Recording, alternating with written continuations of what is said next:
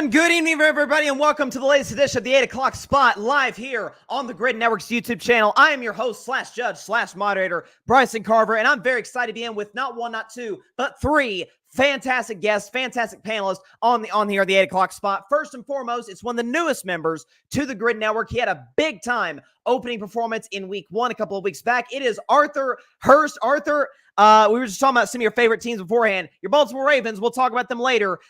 Pretty good showing here in week 5 against the Bengals, huh?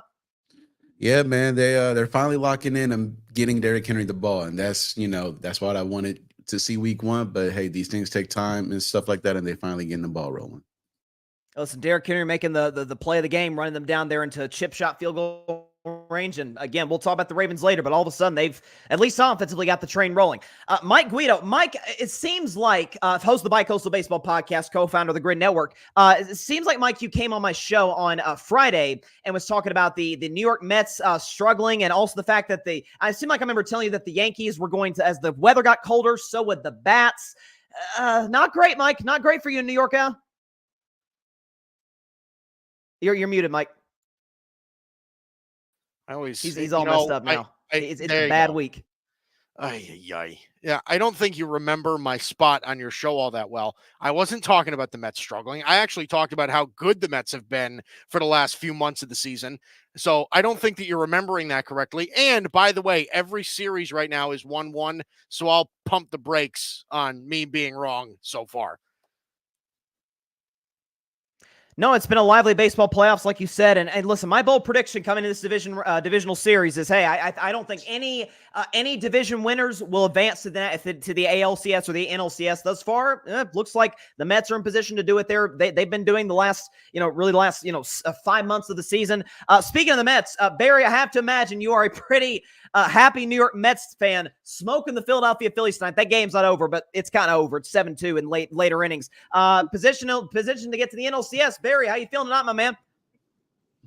You know, the thing is about this whole process, Bryson, is that, the creator had to come back to save the show once again.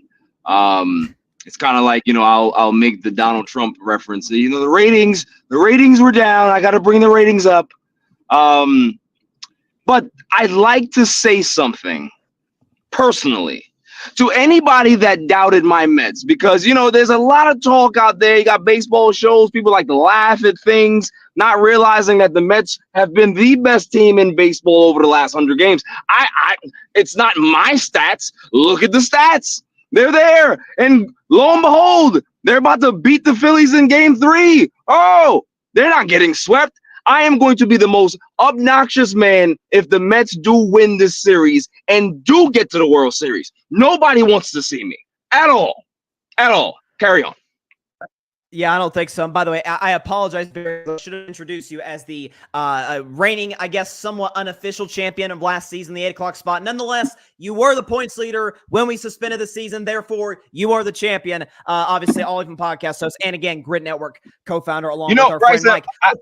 I don't mean to cut you off, sir, because I know you have a show to do. But they kind of look at me as like when the Lakers won the championship in the bubble. That's the type of smoke I want to bring my way. It's fine. It's all good. We all know that there is. I was the first 100K guy.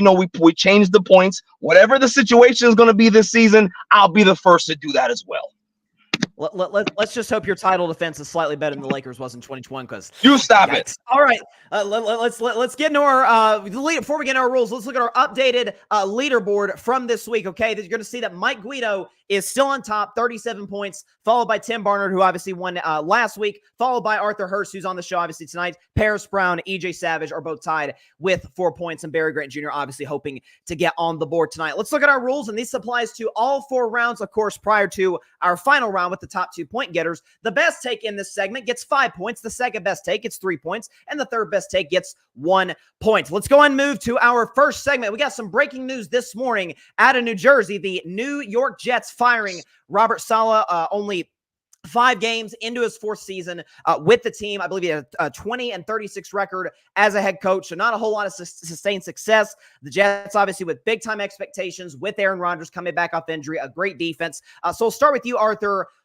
Was this the right move to make right now for the Jets? Was this the right move to make in firing Robert Saleh? For me, Bryson, it's not the fact that he got fired. It was the way that he got fired. I understand that you lost yesterday in England and it wasn't a pretty one, right? You were down early, but you ended up coming back. You almost had a chance to win the game. Now, listen, Robert Saleh was not the one that threw the 3 picks, but you got to hold somebody accountable. I understand Woody Johnson, 5 games in, you're not starting off great.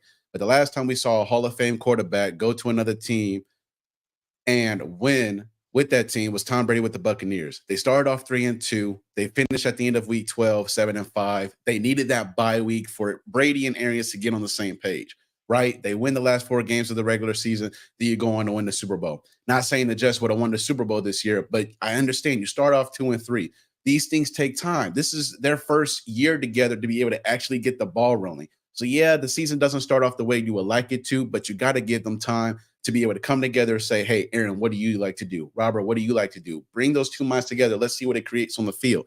Yeah, they're 2-3, but I believe that it should have been given more time for Robert Saleh and Aaron Rodgers to be able to cook something up.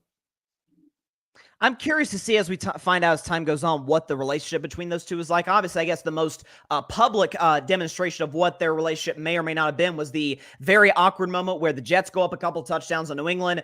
Robert Saleh is I mean, this is his happiest moment as a Jets coach. He goes in, for a bear hug for Rodgers, and Rodgers kind of shoves him like, "Hey, chill out, dude." So it was a very odd moment. And now again, 2 weeks later, the coach is gone. To you, Mike Guido, was this the right move for the New York Jets to make right now in firing Robert Saleh? No, I don't think so. And to be honest, I think that this move actually means that their season's over. I'll declare it right now. I think the Jets season is over. When was the last time you saw a team in the NFL fire their head coach in the middle of the season, then go on to win the Super Bowl? It just doesn't happen, right? So I effectively right now, I'll call the Jets season over right now. The reality is that I think what's to blame right now for what the Jets have been doing is everything related to their offense. Aaron Rodgers has been mediocre at best. And to be honest, it is semi-understandable given the injury that he suffered last year, right? Nathaniel Hackett, we already know, is a disaster as an offensive coordinator. They were going to strip him of offensive play calling duties this week. I think that plays a part into why Saleh ended up getting fired. And the other part of it is that I don't think people are talking about is that we entered into this season prepared to call Breece Hall one of the top 5 running backs in all of football. The guy's averaging 3 yards a carry and has under 200 rushing yards on the season. Like, there just hasn't been enough production on the ground for them. They have a very one-dimensional offense. They have a very average offensive line at best. Outside of Garrett Wilson, I don't have a lot of faith in their receiving core, despite the fact that they've got Lazard and Mike Williams and those guys. They're still pretty underproductive. This is an offensive problem. Robert Saleh, coming from the defensive side of the football, had that defense on lock for multiple years. So, no, I don't think it was the right move. I think Arthur's right. Somebody had to be the scapegoat. But, no, I don't think this was the right move at all. And I think their season's over because of it. That's fair. And obviously we understand the fact that the Jets have struggled offensively. And I've said – I don't think Robert Saleh is that good of a coach. Like, let's just, before Aaron came in, and we understand some of the former Packers coaches and players he brought in, the previous 2 years prior to Robert Saleh getting there, they weren't a very good football team. They didn't draft particularly well, but at the very least, the quarterback position. And we've seen coaches like a Mike Tomlin or like a Kevin Stefanski get to the playoffs with mediocre quarterback play. So, but you do make some good points as it relates to, hey, Robert Saleh's a defensive guy, and the defense has been pretty outstanding after that week 1 debacle against the Niners. So some good points by Mike Guido. Finally, to you, Barry Grant Jr., was this the right move by the New York Jets to fire Robert Saleh after week 5? Absolutely, it was the right move. They should have fired his ass after last season. The only reason why Robert Saleh actually kept his job was because Aaron Rodgers went down and they gave him a mulligan. Well, let's think about all the missteps that he's had as the Jets head coach. He fumbled Zach Wilson's QB situation, right? I've heard rumblings in the locker room that they're not too bought in regards to his motivational tactics, right? Then there's this other thing out there where I don't know if it's true. We're gonna have to see, but this was a Woody Johnson decision, and the rumblings are Woody Johnson wants Devontae Adams really, really bad. Robert Saleh didn't. So Woody Johnson's like, well, you're already pissing me off in regards to how you manage this football team. I'm hearing a lot of rumblings anyway in the locker room. This is going to give me more reason to just get rid of you because you're not the guy. Robert Saleh looked the part, but he's not the part. He looks like a Dan Campbell. He doesn't coach like Dan Campbell. That's the whole thing. The Jets don't have an identity. They've been a struggling offense under him since he's been there. I don't care who the coordinator is. He has clock management issues. There's issues in regards to how him and Aaron Rodgers are looking at things. Those things you have to look at. Those things are not a mistake. So him being fired right now makes all the sense in the world because they're trying to save their season. And look who they hired as the interim. The defensive head coach, what's his name? Ulbrich. That guy is a motivator. Guys like him, guys like his fire and his energy. So we'll see what happens. I don't think that the season's over. I think that this is an actual course correction to be able to get to where they need to be. We'll see. If the Jets do course correct, it will be almost unprecedented because if you look at the last 27 coaches that have been fired after we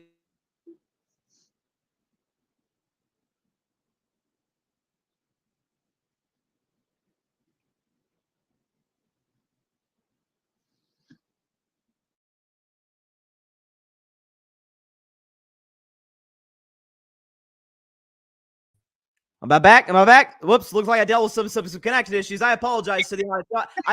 I should get dropped 5 points if I'm ever. Knock yourself. That was bad. Thankfully, able to get it fixed. But no, to your point, Barry, and what you were saying, again, 26 of the last 27 coaches or teams to fire a coach after week 5 have gone and missed the playoffs. The only exception to that rule was the Raiders a few years ago, and that wasn't because of poor performance. That was because of situation with Gruden and all that. So it would be something that we really haven't seen in some time. So like you said, only time will tell. Guido, I thought you had the best take in the segment. I'm going to give you the 5 points. Listen, I would have fired Robert Saleh, so I don't necessarily agree with you in that regard, but I do agree with you in the sense that this does seem to be, again, at least historically speaking, the death knell for the season. Barry makes some good points, especially as it relates to Dan Campbell, to Robert Saleh's lack of motivational, ability with the Jets. So I'll give you the 3 points, and Arthur 1 point. Moving on into round 2, where we're going to talk about. But actually, before we get, let's see the comments. Patrick Brown, your guy, Barry, he says all even is in the building. Shout out Patrick Brown, wrote some great articles for the Gryd Network, and we can safely assume who he is pulling for tonight. EJ Savage, is that Barry or Beardy? Care to respond, Barry? Listen, I am not cutting this facial hair, this beard, until the Mets win the World Series or they lose. So this is what's going on. Solidarity here, baby. Queens in the building. I love playoff beers. I'm the same way, so respect. Let's move on. Speaking of Barry and Mike, you guys are Dallas Cowboys fans. Let's talk about them. And in what I dubbed the Carving It Up Bowl, because I'm a massive Dak Prescott fan. I'm a big Pittsburgh Steelers fan, and Dak absolutely broke my heart in the final 20 seconds. Nonetheless, Dak Prescott, all things considered, playing the number 1 defense of the league, threw it for 350 yards, did turn the ball over not once, not twice, but 3 times. 2 of them I thought were disastrous turnovers, particularly in the red zone.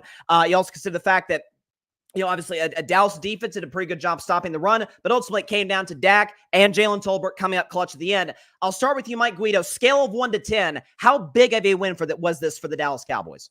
I don't know, like a 3, maybe. Like I don't think that this win is that big, and it's not because it's not a solid win. The Steelers are a good football team. Dallas is not as good as Pittsburgh, and they beat them on the road and stuff like that. Like, okay, it's a solid win, but what does it say about them? Almost next to nothing. You said it, Bryson, right? There were a couple turnovers on the offensive side of the football that were bad. I mean, Dak threw 2 really bad interceptions in that game, despite the fact that he played really well towards the end of the game. But I think that's something to be said about that. They can't run the football. I know Rico Dowdle had some semblance of a game, but I've never seen a team run the ball as poorly as the Dallas Cowboys do this year. They have no semblance of balance in their offense. It is Dak, and that is all that it relies on right now. So I don't think it really says much of anything on them. I can give Dak credit for doing it against a Pittsburgh defense that's very, very, very good. And I think Dallas's defense could be good, but again, this is a Steeler offense that has been dealing with the same sort of struggles. They've had a very inconsistent running game. Their offensive line has been inconsistent. They desperately seem to need a wide receiver. Justin Fields has had his struggles, his inconsistencies throughout the season. So really, I don't know what this game can tell you other than Pittsburgh's pretty good. Dallas is okay. It's a good win for Dallas. Congratulations. I just don't think it tells you all that much. I understand what you're saying. And listen, up until this game, Dallas had done, to your point, virtually nothing when it came to running the football. Rico Dowdle was having the game of his life until he almost became the GOAT, and not the good GOAT, the bad GOAT, fumbling at the goal line. Landon Roberts doing his best Troy Polamalu impression, and Dak even saved the day in that regard. But you do make some fair points across the board, Mike. To you, Barry Grant Jr., you are also a Cowboys fan along with Mike Guido. Scale 1 to 10, how big of a win was this for America's team? I'd say I give it a 6. Okay. I give it a 6. The reason why I say 6 is because I think you kind of saw the gamut of what Dak Prescott is. You see the frustrations, the interceptions, the bad reads, the stoic look, and everybody's frustrated. He's just staring into his laptop or whatever it is, right? And then you see the resurgence, the fourth quarter hop in his step where he can score points. Then you have the game-winning drives and stuff like that, right? You've seen everything in that game about Dak Prescott. But what impressed me about the team is that they maintained their ability to stay within the game. They didn't get blown out. In other aspects, you'd see them down 35-0, right? And then they have to go ahead and score some gimme points in the fourth quarter and make it a game. They actually played well with 2 of their pass rushers out, right? DeMarcus Lawrence is out. Micah Parsons is out. So they really put together a good scheme. I think Mike Zimmer's starting to get his footing in regards to what he's doing. I think the team is starting to understand the concept of what he's trying to come across or what the game plan is. And yeah, it's just both teams mirror each other, right? Weak offenses, good defenses, but the Cowboys have a better quarterback, right? So, but I would say it's an impressive win because had they lost that game, things don't really get much better after that, right? The schedule is not the easiest schedule. So any win in the National Football League is a good win. And you have to keep pace in that division because the Commanders look really, really good. And the Eagles are still the Eagles, right? So you don't want to drop too far back and put yourself in a hole. So, yeah, I would say it's a 6 because nobody expected them to win that game, and they ended up winning that game. Yeah, they did. I mean, that was, to your point about Washington, that's thus far the best offensive league in terms of points scored. But yeah, I mean, to your point about Dak, again, folks that know my show know I'm the biggest Dak fan in the world, and there were some plays where I'm like, man, as a Steelers fan, this is beautiful. I mean, he's the CeeDee Lamb turnover in the end zone. Honest to God, I'm not trying to say it's the cape for Dak. Somebody screwed up really bad, or Post screwed up really bad in that play. But I'll tell you what I loved about Dak on that final drive. We could talk about some of the throws he made to keep his composure. What I loved and what scared me to death as a Steelers fan, this is when I knew it was really over, was when he completed the pass to Hunter Licky, the fullback, got them down inside the 5.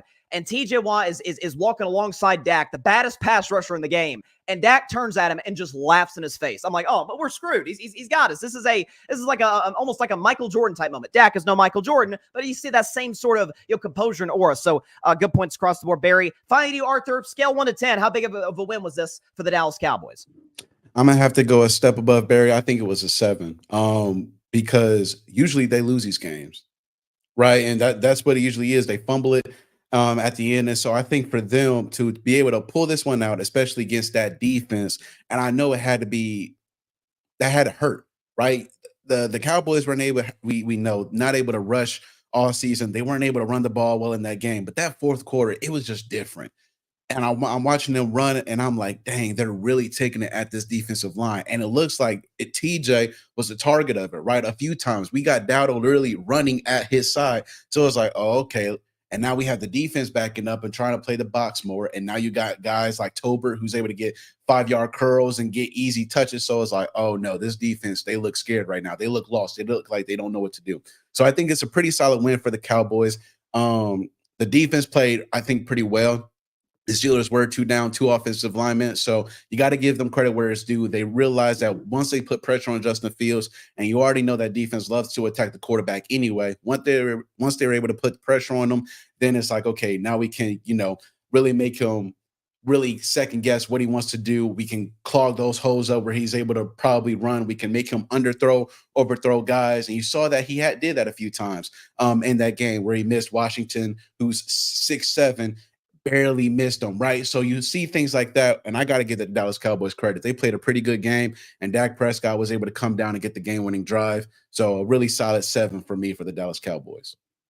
Yeah, it's fair. And, going to your point about, being able to get to Justin Fields, and I do think some of that is the fact that Pittsburgh's tried to address the offensive line in the draft the last couple of years. It does not, right? I don't know if it's a coaching issue, whatever the case may be. It's just not panning out right now. Justin Fields, who was far from perfect in that game against Dallas, no turnovers, but not terribly efficient in that game. Barely 100 passing yards. I mean, you're talking about a situation where he's having to run for his life. He's having to make plays outside the pocket. He's having to, try and break in between the tackles as if he's a running back as soon as he drops back. So it's a tough spot for him, but kudos to Dallas. Like, we talk about no DeMarcus Lawrence and no Micah Parsons. You had the kid Marshawn Nealon, who was like the replacement for DeMarcus Lawrence. He goes down early in the game, so they're really suffering with from a depth problem, at least in this game. So good takes across the board from you, Arthur. Barry, you're in first place. Let you have the best take in this segment. I'm going to give you the lead with 8 points. Arthur, you get the second best take with 4. Let's just say 4 points. My bad. 4 points. And then Mike Guido, you're in second right now, but you only get 1 point for this segment. So it's tight. It's 8-6-4. We're just getting started here on the 8 o'clock spot. Let's check our comments right now. EJ, to respond to your earlier comment, Barry, he says, I respect it. LOL. My beard is missed. Shout out to EJ Savage, by the way, Boys in the Zone. Please go ahead and check out their his podcast over there on the Gryd Network. Moving on to the Baltimore Ravens. Arthur, you're going to like this segment. In what was, I think, thus far the game of the year, Ravens beating the Bengals 41-38. Both Lamar Jackson and Joe Burrow accounting Burrow accounted for nearly 400 yards. Lamar Jackson accounting for over 400 yards in this matchup. Derrick Henry, the long run, setting up the Ravens in field goal range to win it at the end. I'll start with you, Barry Grant Jr.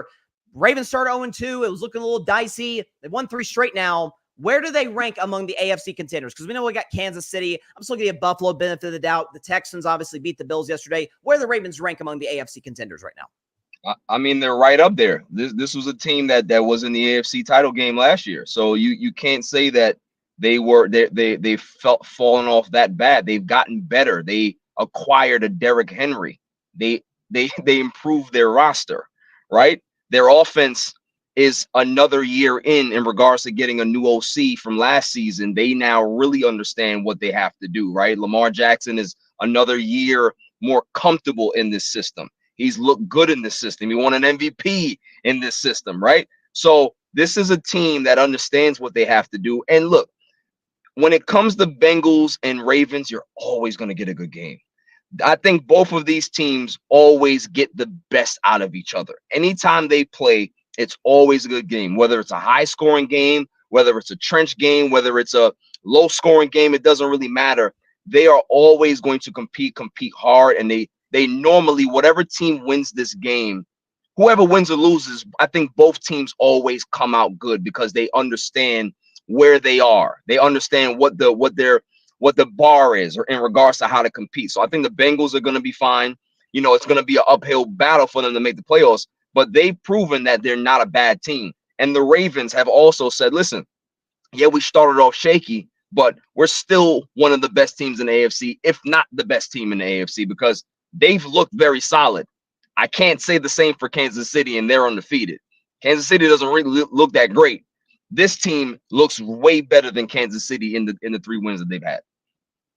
I mean, maybe I could make the case Kansas City did beat them on their home field, albeit by an inch, but nonetheless. I get it, but the Ravens look better.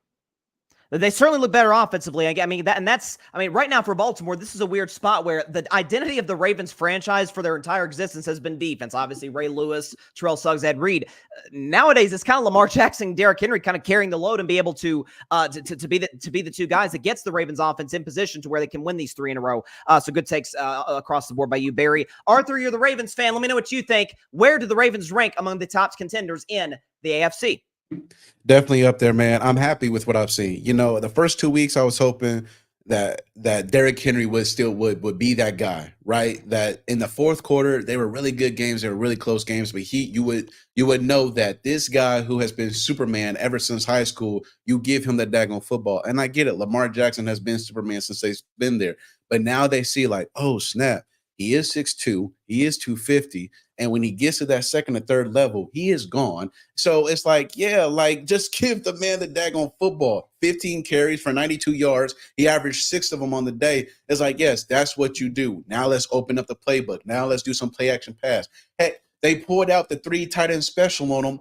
Mark Andrews finally got a reception. I know fantasy guys are happy about that one, but just as a Ravens fan who has a lot of love and respect for Mark Andrews, I'm happy that he was able to finally get something going. Isaiah Likely, who is coming into his own, and it looks like he's going to take that next jump and step for Mark Andrews. And then this third tight end, I didn't even know that they had one. He was able to get himself a touchdown on the day.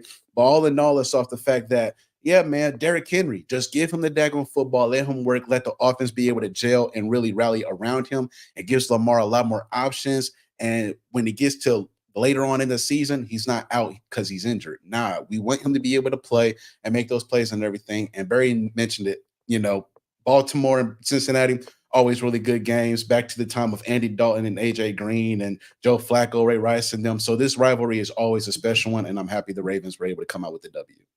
Quickly, shout out Joe Flacco, 39 years old, still balling right now for the Colts, just like he did last year for the Cleveland Browns. But to your point, Arthur, yeah, I mean, this is the last few weeks, it feels like they've kind of been like, Todd Monken, the offensive coordinator, like, we've got to be, obviously Lamar Jackson's the heartbeat of that football team. We've got to be a Derrick Henry football team in terms of running the football. I feel like 15 carries in a game against Cincinnati, they were trailing late. I understand they had to throw it more, but I'd like to see Derrick Henry around 20 to 24 carries or so, be able to build a lead, keep the lead. And we know Lamar Jackson can do whatever he wants when it comes to run the football at any point in the game. And as a passer, the play he made in the red zone to cut it to a one-score game in the fourth quarter was one of the plays of the NFL season. So good points by you, Arthur. Mike, among the AFC contenders, where do the Ravens rank in that tier of teams?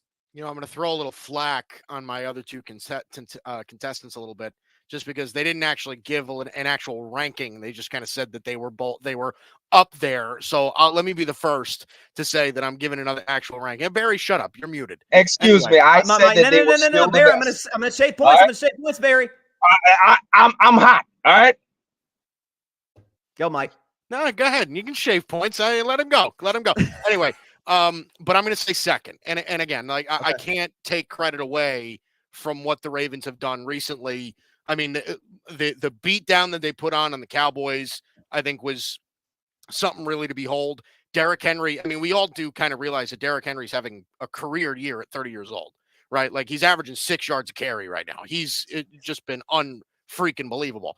Lamar Jackson through the first 5 games, only one interception. I mean, that's as efficient as he's ever been in his entire career. So they have the number 1 offense in the league right now. I think that's something to be said. They have the best rushing defense in the NFL right now, which is something to be said. However, one of the things that worries me about them is that they're bottom third of the league right now on third down. They are one of the 2 bottom pass defenses in the entire league. They allow a lot of yardage and a lot of points through the air. That's something that really should be scary. And it's a bad matchup for a team like Kansas City. Like, I just think that Barry's 100% right. They have not looked dominant over their first 5 games, but they're 5-0. Like you can't argue with what they are. They're the most well-coached team in the NFL. They have the best quarterback in the NFL. They're still finding ways to run the football with their 3rd, 4th running back after their injuries have gone through the roof with Pacheco and Carson Steele and whatever else. They find Kareem Hunt. They pull him out of the wet work and find a way to get him yards. Like, I don't know that I care that it doesn't look pretty, because we've seen that before. We've seen it in previous years where Kansas City doesn't really have all of the oil rigs turning, but all of a sudden they start getting things going in the later part of the year, and they're winning games still. They're winning ugly. So, and again, the head-to-head matchup goes in favor of Kansas City. But again, a lot of credit to Baltimore, but I'm still rolling with Kansas City right now. I mean, the thing is, Kansas City certainly didn't look pretty. I mean, Patrick Mahomes this year, 6 touchdowns, 6 picks. Like, he's having nothing that even resembles an MVP season. We'll get to that in our last segment, the top 2 point getters, who the MVP of the league is thus far. But quietly, Kansas City had 400 yards of offense. Juju Smith-Schuster had over half the yards they had a season ago with the Patriots just in this one game. And like you said, Mike, like they're bringing guys, former Chiefs, be it Juju, be it Kareem Hunt, just off the street. Like, hey, we'll plug you right back in. And Andy Reid being Andy Reid and Mahomes being Mahomes. they somehow make it work. And Travis Kelce may not be the same that he was 2-3 years ago. Still pretty productive, still somehow, some way finds a way to get open. So make some good points across the board. Mike Guido, I'm going to give you the best take for this segment. Big time rebound on your part, obviously. 1 point in the last round, 5 in this one. Barry, only 1 point, but you're in second. You really hurt yourself, man, with the little interjection right there. That was uncalled for. That is not He like called you, Barry. me out, sir. He called me out, and I have to respond. All right, this is like a debate. Don't call me out. Don't do it.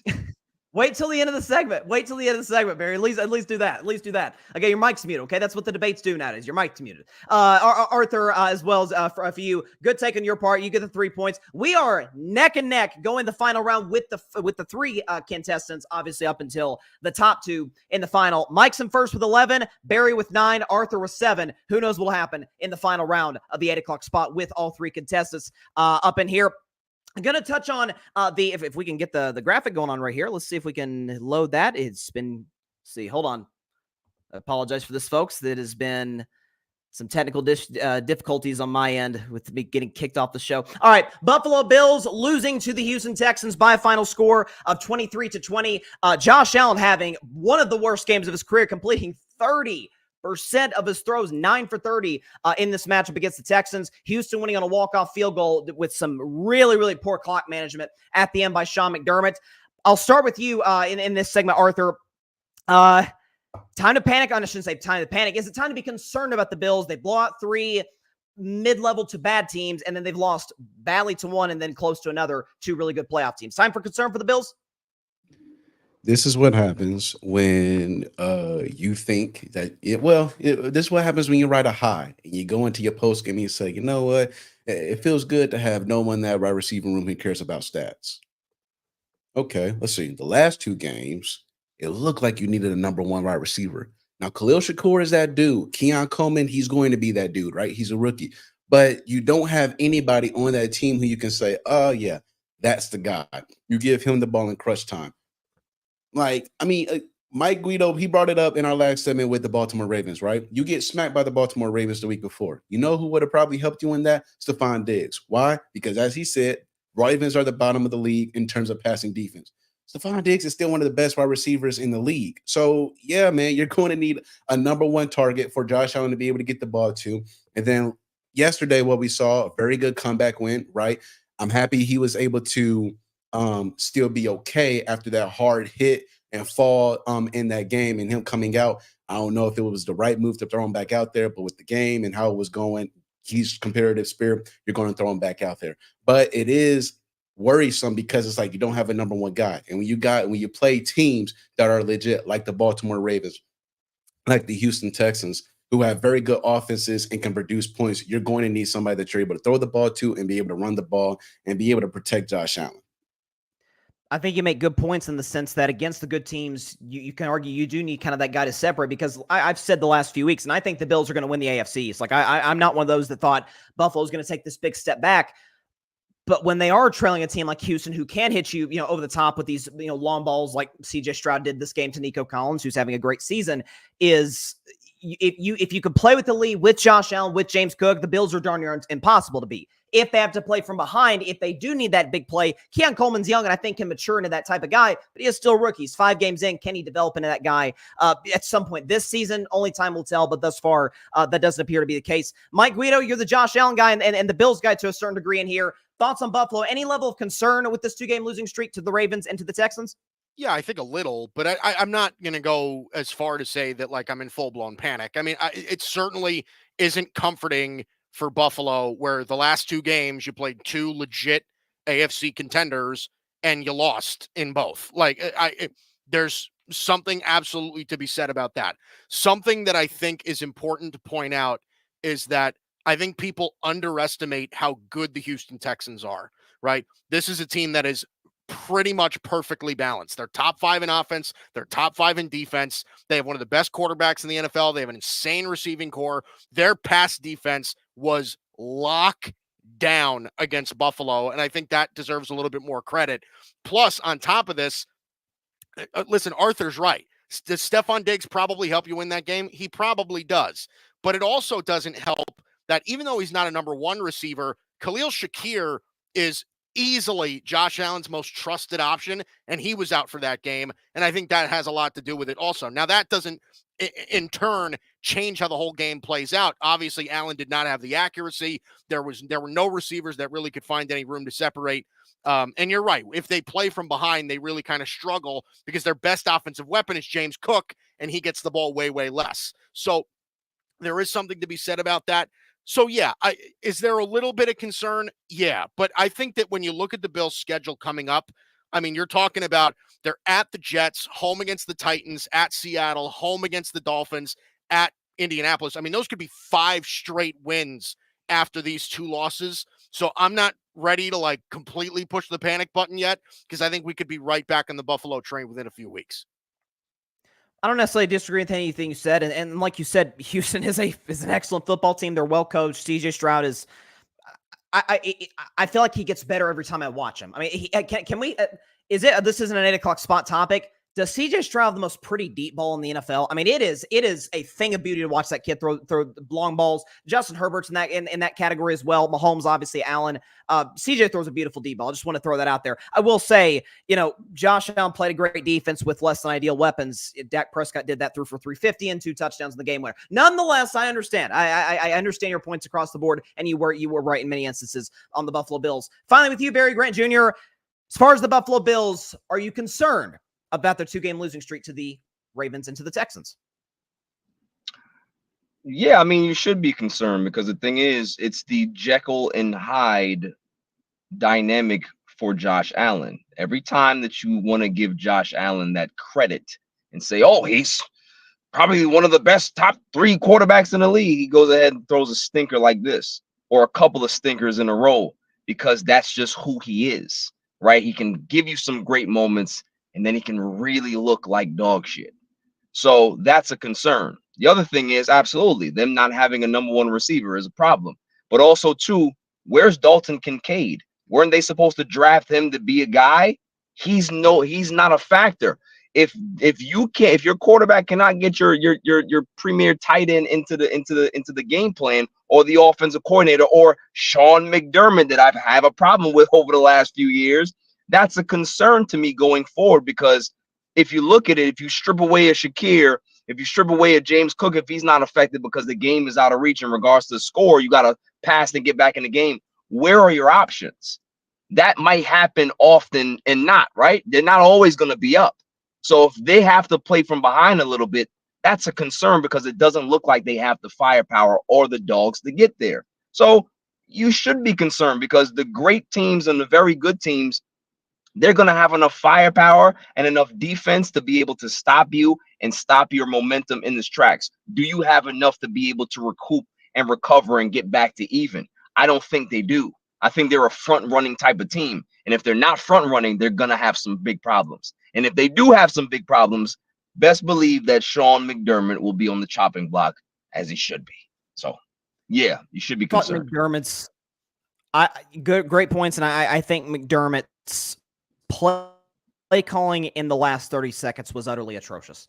You're in a spot with 30 seconds left. Now, I get Houston has all their timeouts, so you can't just take a knee and go to overtime. But run that, Mike brought it up with James Cook. Just run the ball a couple times with James Cook, maybe with Josh Allen. Just get to overtime. That's not a game you should even be in with the play of your quarterback, with the inconsistency of your offense. The fact that thing is tied in Houston, you've got the momentum going overtime. You shouldn't even be in this situation. I'm with you. I thought McDermott's play calling was absolutely atrocious. Mike Guido, you come out on top as the front runner in terms of points, 16 points as you head into the final round. And we've got a little conundrum that we can solve with our newest 8 o'clock spot rule. Arthur Hurst has 10 points. Barry Grant Jr.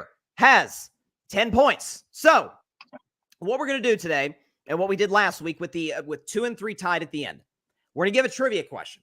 And this relates to an NFL team. It's an NFL question. Who, Arthur or Barry, first one to get it, is able to advance and play Mike. Who is the only team in the NFL with a top 6 scoring offense and a top 6 scoring defense? Go. Any ideas? A top 6 scoring Seahawks. offense. No. Any chance you know the answer, Mike? There's a chance that I do, but I don't want to say anything because I Don't don't say want it if you think you do. Think about teams that are really productive on offense and on defense. Do I have another shot, or is it Arthur's turn? You can go as many times as you want.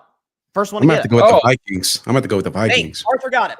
Minnesota Vikings are the one Wow. team in the NFL top 6 in offense in terms of scoring points and top 6 in terms of scoring defense. Barry, my friend, I apologize. I should say I apologize. I'm sorry, my friend. You are out of the game. Listen, I know it's been a great day for your New York Mets, but nonetheless a rough performance, or not a rough performance, but a rough ending for you. And I listen. You came in to defend your crown, not able to make it happen. So I'm sorry tonight, my man. I mean, look, it's a long season. Shouts to the guys that's on the show. Keep it going. I'm gonna go celebrate and go watch my Mets. Fair enough. Barry Gryd Jr., All Even podcast host, co-founder of the Gryd Network, and he was the champion. I'll give him credit for that last year on the 8 o'clock spot. So, Barry, appreciate you, my man. Mike Guido, Arthur Hurst, final round. Let's get to it, fellas. So it's the great equalizer of this 8 o'clock spot tournament, okay? If we could pull up the graphic here. All right, the great equalizer is the final round. It's top 2 guys gets 10 points. The winner of this round gets 10 points. It is the great equalizer of this 8 o'clock spot tournament. So let's go into our final topic with the National Football League. So this has been an odd NFL season, at least an early season, where there's been some great quarterbacks like Patrick Mahomes have subpar starts of the year. There's been guys like Sam Darnold, who has been a low-end starter, high-end backup at best throughout his career, be unbelievable. It's been a crazy MVP chase through the first part of the season. So I'll start with you, Arthur. MVP frontrunner 1 month into the season. Who you got? It's man, it's so much great quarterback play, man. So much of them. But honestly, I'm gonna have to go Lamar. I'm gonna have to go Lamar. Lamar right now, 98 for 150 on the season, 1,206 yards, 9 tutties and 1 interception. And again, the Ravens have finally been able to figure this offense thing out, being able to run it through Derrick Henry, but Lamar Jackson still being able to be Lamar Jackson, get them out of tight situations, being able to be him, his dominant self. I mean, you saw Kevin Harlan, one of the GOATs, one of my favorite guys to listen to calling the games. You heard him rolling out from Sam Hubbard, who I thought was going to get a sack. And I was like, oh, there it goes right there. But Lamar Jackson scrambles out, 2 stiff arms, and was able to throw it down there to Isaiah Likely. And it was like, oh, wow. Yeah, he's electrifying. You know what I'm saying? And then just to see his composure in those moments and be able to deliver, there's a reason why he's been Superman ever since he was able to get that starting him at the quarterback position. There's a reason why Baltimore loves him. There's a reason why John Harbaugh really loves him, has no problem showcasing his greatness every week. And yeah, man, I'm gonna have to go Lamar Jackson right now.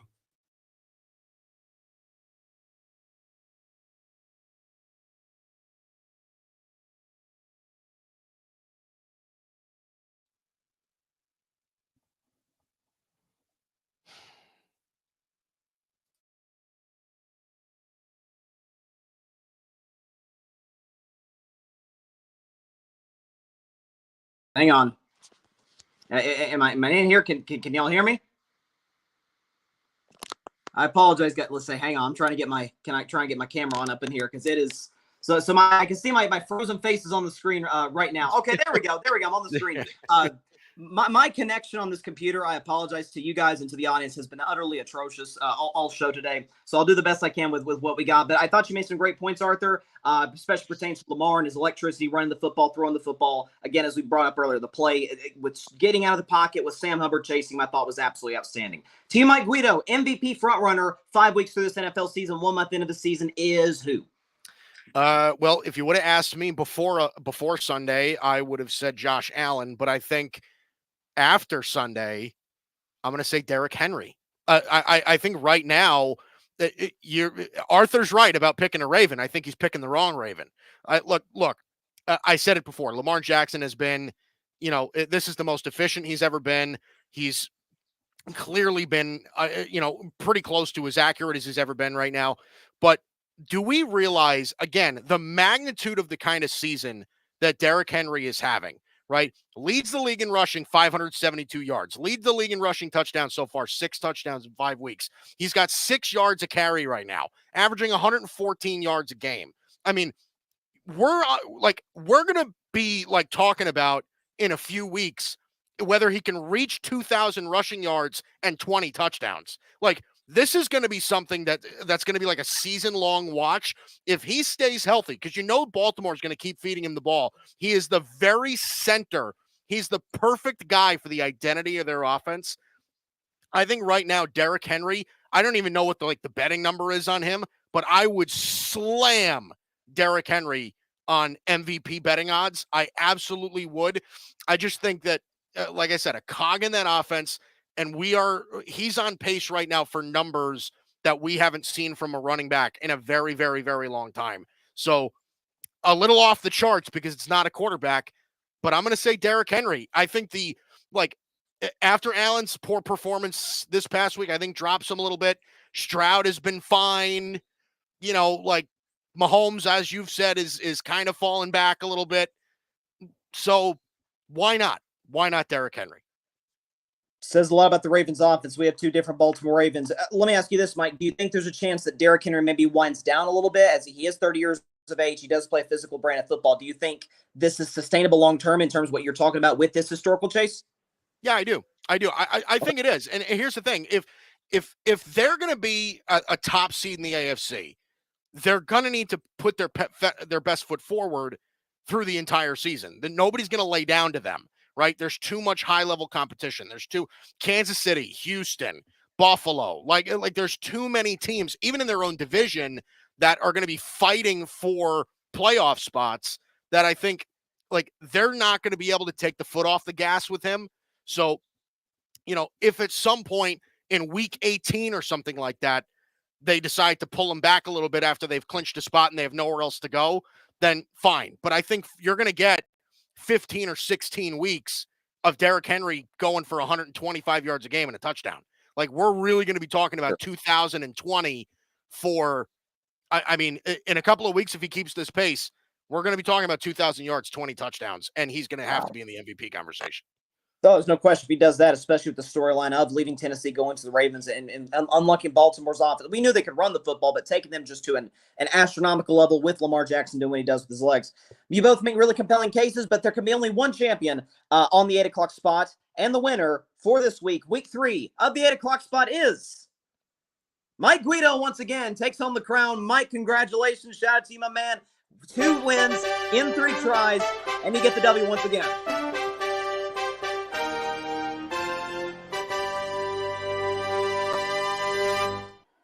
Life is going better for you now than it was for the Yankees. Mike, your thoughts? Will you relax with that? It's 1-1. It's not even they're not even trailing in the series. Relax. Oh, I can see it, Mike. I can see it. Jeez Louise. Anyway, it feels really good because, like I said, I didn't come for second place. And isn't it funny how the champ himself comes on the show, makes his season debut, and not only loses to me, but doesn't even beat Arthur and get into the final round. He didn't even go toe-to-toe. Arthur is better than Barry Grant Jr., and I'm here to claim it. I'm here for the title, baby. I don't go for second place. This show is mine. If Barry's okay, I'm going to go and bring him back on the show to respond because I think he has a right to. Barry, your thoughts on this? You know what happens when the little brother who gets his ass kicked all the time gets one particular win, and he lets the bigger brother 2 wins. Hear about it all the time after that one victory. That's what it seems like. I whipped his ass the entire season. I was very, very humble about it. But if you actually want me to go ahead and go deep dive into my villain bag, I mean, I can. The whole season. I can. Bryson, look at the score. Look at the ending score of last season. If you remember it, he wasn't even close to me. No one was. No one was. So, Mike, you got it, man. You're doing your thing. Congratulations, but don't be that guy that's the sore winner. Hold on. Because all it takes is the Thanos snap to come back. Bryson. Mike, you know what this reminds me of? You know what this reminds me of? The New York Mets. Talking about little brother being obnoxious after a win, Sounds exactly like what Barry Grant Jr. does on a daily basis. So thank you. Great performance by everybody involved. Shout out to Mike Guido. You're the champion 2 times in 3 weeks in the 8 o'clock spot. Arthur, once again, big time performance by you, my man. Keep it going. Your breakthrough is coming on this show. It's only a matter of time. Barry, great performance by you as well. This has been an odd show for me personally. It's just the technical issues. You guys, let's just say you guys were a little bit more buttoned up than I was. So apologize for all the stuff that we dealt with tonight. But that is it for this week's edition of the 8 o'clock spot. We will see you guys next week on Tuesday night at 8 p.m. Eastern, 5 p.m. Pacific time, and live on the Gryd Network's YouTube channel. Stay safe out there, everybody. God bless y'all. Peace out. Wait.